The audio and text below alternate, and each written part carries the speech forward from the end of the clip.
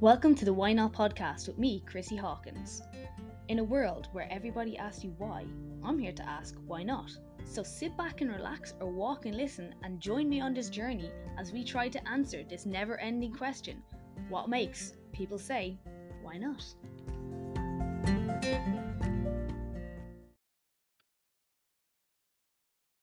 I am back. I'm going to look so like I wear not only the same clothes over and over again for the next couple of weeks because like all my podcasts are well, to be fair, I've done two at a time and I've wear different clothes for every second one or every third one, I suppose. But I'm batch recording before I go away and go home for a while. Sorry guys, this is actually being recorded in May. But I'm breaking the illusion now. But there's my random side note. There's my random rant. That's the podcast. Good night. No. Welcome back to Why Not today, which is incidentally about 5 minutes after last week's post. Last week's one was recorded. I want to welcome you back. It's been a week for you. It's been all of, as I said, 5 minutes for me. And I suppose I want to talk about something that's quite interesting to me and feeling a bit close to home right now. I've been trying to like brainstorm this idea because I kind of get it, but I don't get it. And I'm like, am I far enough in the process to talk about this? Or can I just talk where I am? You know, trying to come up with ideas. Like I have to be careful that I'm not going to like go way out of my pay grade, but I think I'm way out of my pay grade anyway, because like here I am talking mindset when I don't know what's going on in my mind. I'm joking. I've got therapy in like 40 minutes, so like I'm totally down. I need to shut up. Anyway, I'm rambling because I'm avoiding talking about this, but I want to talk kind of like I feel like it's kind of that moment before the breakthrough, and I feel like I'm mid breakthrough maybe right now. I don't know, but it's kind of like I don't even think you can call it before the breakthrough, but like, does everyone have a breakthrough? I don't know. Um, but it's the part where like you're not entirely sure what you want, but what you have now is not enough. Um, so like it's kind of weird. Um, like have you ever felt like restless but unsure? Like you don't know there's something wrong, but you don't know what it is yet, or like you're doing all the things you should, but you still feel like something's not right. Like it's not necessarily unhappy. You're just like not content anymore. And like that can get really uncomfortable. Really uncomfortable. God knows I've been there. I think I'm still there. I think I kind of know what I'm doing now, but I'm just still gonna sort out my life. um, you know, by the time this comes out, I'll be 34 years old, and I still have no idea what's going on. I'm making so many extra jokes here, I think, because I'm really awkward about this because I feel so like I am this person, or I was this person. Am I this person still now? Quite possibly. Do I know a lot of these people? Also, yes. Anyway, let's kind of start with where the shift looks like. I think, like you might have been for a long time in like survival mode, and just getting through. And like this could be anything. Like it could just be like you've got a really tough time in work, or like you're not in a job you want, so like it's really hard, and you're just kind of getting through to pay check. Or maybe you're like going through a rough breakup, a long-term breakup. That happened to me way. But also like you possibly know like before the breakup, maybe you're in a relationship where it's not right, and you're kind of I don't know what to do here because you're like, it's not right, but some cost fallacy, stuff like that, moving. I've gone through that recently. My God, that was terrifying. Because I also went to a different country. But like even just trying to get all that like in your head is very jungly, and like sometimes you're just in a period of low energy. And I think we forget about that. We have energy cycles, even like not even just talking about women, like sometimes you just hit a rut. Like girls obviously have their cycle, and there are parts in the month where they're like, I wanted to say weaker but lower energy than others, and I definitely feel that, and I definitely get more emotional or easily set off in those times. I can still work through it. It's a lot easier than it used to be, but having low energy is fine, because we're humans. And I think people forget that we beat ourselves up a little bit when we're not like 100% firing all the time. And it's just not possible. Um, and like basically you're trying to just get through when you're in that scenario. Um, but like eventually that survival energy starts to fade. Something else is creeping in, you know?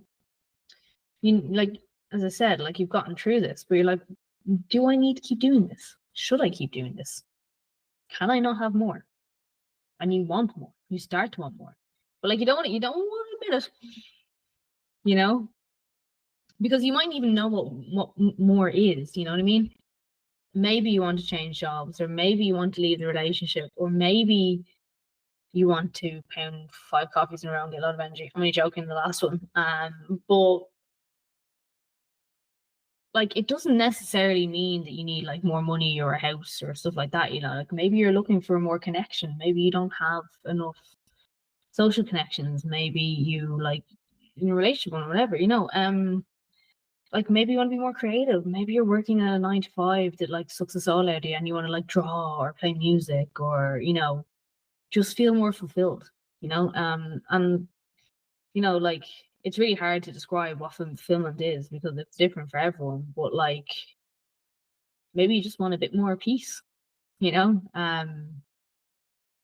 But it can be so overwhelming because if you've no clarity in the situation, like you just have this gnawing feeling, but you don't know what to do with it. And you don't know how to get rid of it. And it just like feels shitty. But it's actually a good sign. And the reason being is like you have a hunger. Like, we're always supposed to be striving to improve our situation, or I suppose humans like struggle and we thrive off struggle. So, you know, if you're thinking this can't be it, like that's your brain and your body like getting ready to grow, making space for it. Like you're not stuck in that same pattern anymore. Or you probably are still in that pattern, but you now know you don't have to be. And like once you start questioning things, and that's what we don't do. A lot of people ignore it. It's a massive step to start questioning things. Like it's huge. And start listening to those questions as well. Don't just like leave it. Because this part can be really, really, it's really hard, like really fucking tricky. And like we try to do stuff to like get rid of the feeling instead of actually addressing it. Or we tell ourselves like other people have it worse. That was one of the things that actually got like really didn't help my mental health before, because instead of acknowledging there was something wrong and trying to deal with that, I was just like, what is wrong with you? Look at all these other people and they're happy. And that really like did not do well for me. I think it works well for some people, but doesn't work well for everyone. And you start to feel like you don't have a right to feel this way, like you should just be grateful, or like things aren't that bad. But like, do you want to settle for not that bad? Things mightn't be bad, but it doesn't mean that like you're not ready for more or you don't deserve more. I think a lot of people don't realize we deserve more. And you can be grateful and you can be ambitious, and they can exist together. It's not like if you want to do more, you want to like grow, you want to push your boundaries a bit more, or like step outside your comfort zone, it doesn't mean you're ungrateful. Like it just means you're in a period of evolution, and you should listen to that. Like again, like last week's episode, we talked about keeping ourselves small. Why would you do that? Like you deserve to level up. And they like, I suppose, like no one wants you to know this. Nobody tells you this, or maybe people do want to know it, but a lot of people won't tell you this probably because they're afraid of doing it themselves. But like, if you want more, like a lot of times growth and stuff involve needing to kind of change your identity, change who you were before. And that's really scary. And that's like, you're letting go of this version of you that you're used to. Again, as I said, like identity is a big thing. You know, this person that you settled for, you know what I mean? Call a spade a spade. You were settling to be that person. You just accepted and you didn't ask for too much. But that could be the version that you needed at the time that was doing their best to get through whatever part of their life they were. And now you don't need to be that person anymore. So you can push the boundaries and look for more and grow and be okay with that. But it is very difficult when you first do it, but now you're ready to shift, it's time for you to speak up. It's like, it's time to try something new. That could be small, like you could be just even doing a new hobby. Do you know what I mean? It's like these things don't have to be monumental life shifts where you end all relationships, quit your job in a new country or anything like that. Not that I did that. Partially did that. But you need to be ready to tolerate discomfort because no one's ever good at anything first off, or no one's ever perfect. So like you need to be willing. You need to be willing to feel a little bit lost and be unsure. And the thing is, you might even feel guilty for doing it because sometimes your growth involves hurting people, not like necessarily purpose, but like, or you might feel selfish for putting yourself first if you're the type of person that always puts other people first. And that's, you have to. You're the most important person in your life. I don't care what you say about your boyfriend and parents or your thing. You are the most important because at the end of the day, the only person who can really look after you is you. So even if you do feel selfish, it's okay to be selfish. Like, this is the right kind of selfish. This is going to do better for you, which means you do better for everyone else. It's not like taking candy from a baby, that kind of thing, and like the discomfort doesn't mean you're doing it wrong. That's really important to know. Like, it just means that you're on the edge of something real. To be fair, if you're on the edge of something that's unreal, you probably wouldn't be uncomfortable because it wouldn't be there. I don't know. The real change, like, you don't have clarity at first. Like, it looks like it. People will make it look on social media like they've got their shit together. They do not. And especially people on social media who will say that. And everyone's like, nah, they definitely have their shit together. But they don't. But they're moving. And what you need to do first is move. And then the clarity will come. Once your momentum is building, then you can start to see more opportunities. Then you can, because once you start somewhere, you need to learn. And once you start to learn and get the idea, now more avenues will open, more momentum, more ideas, more possibilities. And then you go, aha, that's what I want to do. And if you're in that kind of, I don't know, the stage, or that, like, I don't know if it's even the uncomfort, like, do I go, do I what, because I think it's very easy for everyone to follow the, go to college, get a job, get person, get married, buy house. No, sorry, buy house, get married, because no one get married first, he says. Have kids, die. But if you're not feeling like that's for you, you don't have to do it. Like, for me, that's not for me. I'm not on that path. Everyone I know is getting married, having babies and stuff, and I decided to move to a different country. So